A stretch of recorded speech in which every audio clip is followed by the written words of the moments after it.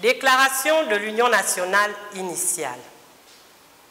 Par une invitation portant le numéro 00550, AGW, 23, CAAI, en date du 17 mars 2023.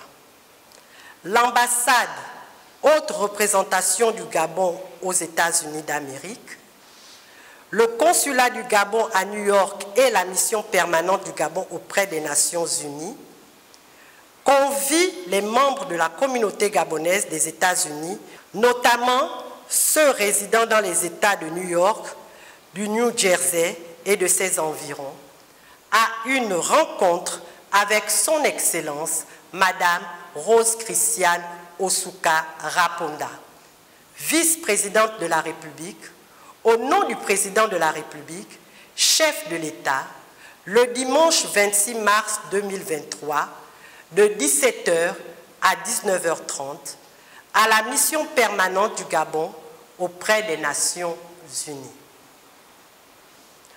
Au moment où le pays tout entier pleure ses morts, suite au naufrage du navire Esther Miracle, l'Union nationale initiale s'étonne et s'interroge. Premièrement, sur la pertinence du déplacement d'une si forte délégation de hautes personnalités de la République à rencontrer la communauté gabonaise résidant aux États-Unis, alors qu'ailleurs, en Turquie et en Tunisie notamment, des Gabonais en grande difficulté n'ont jamais fait l'objet d'une telle attention. Deuxièmement, sur le coût du dit déplacement, alors que la situation socio-économique des Gabonais devient de plus en plus précaire et que le gouvernement ne rate jamais une occasion d'évoquer les nécessaires économies à faire pour prendre certaines décisions, comme celle de revenir à une élection à un tour. Troisièmement, sur le niveau très élevé de la délégation et sa forte orientation politique. Celle-ci amenant à s'interroger sur le but inavoué de la dite rencontre.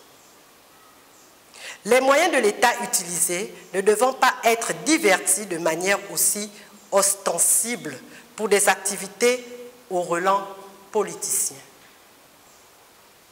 Par ailleurs, l'Union nationale initiale relève, pour le regretter, l'implication de la mission permanente du Gabon auprès des Nations Unies dans cette démarche. Par ailleurs, l'Union nationale initiale relève, pour le regretter, l'implication de la mission permanente du Gabon auprès des Nations Unies dans cette démarche, ainsi que celle des principaux responsables de la Direction générale de la documentation et de l'immigration, DGDI, de la Société nationale immobilière, SNI, de la Caisse des dépôts et de consignation, CDC, et de l'Agence nationale de promotion des investissements, ANPI. L'Union nationale initiale rappelle enfin que la période électorale dans laquelle nous sommes nécessite davantage de transparence de la part des autorités politiques du pays. Et elle exhorte ces dernières au respect de ce principe pour apaiser le climat socio-politique. Elles en sont les premiers garants. Je vous remercie.